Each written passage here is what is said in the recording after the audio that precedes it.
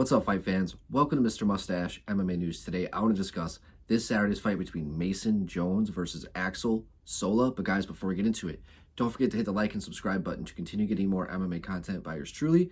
Help the channel grow. All right, guys, getting right into it. This is a fucking fun scrap, dude. This is one not a lot of people are talking about. Axel Sola, what is he, like 10-0, maybe 10-1? And just built like a brick shit house. Fights very patient, methodical.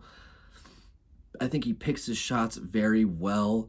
And when he does throw, I mean, he throws with fucking ill intent. Just a physical specimen, explosive.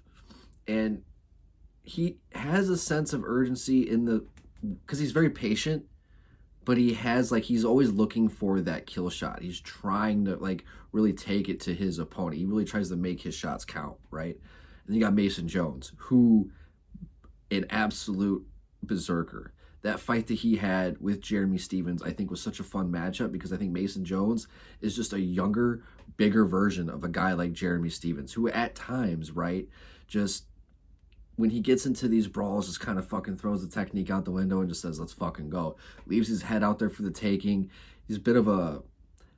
He has times where he goes like full Homer Simpson. But, you know, it's kind of what caused him to kind of get cut by the UFC before. I think he might have asked for his release. But it kind of...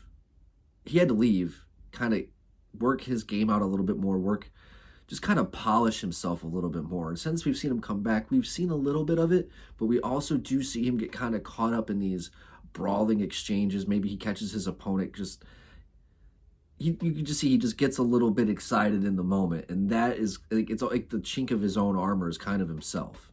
And I think that if Mason were to just pick his shots a little bit better, utilize head movement just a little bit better, get off the center line a little bit more, man,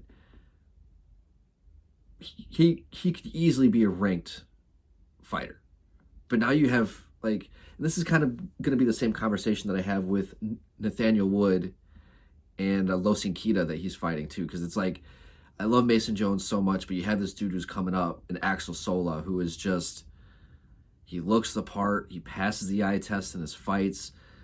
He does have a little bit of a speed issue, but I mean, when he does land, he's very accurate.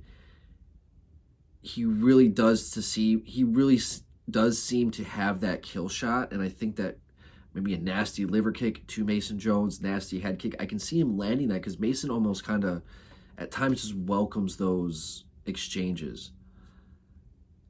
And it's like it's almost like he's like playing this game like, let's see who's gonna fall.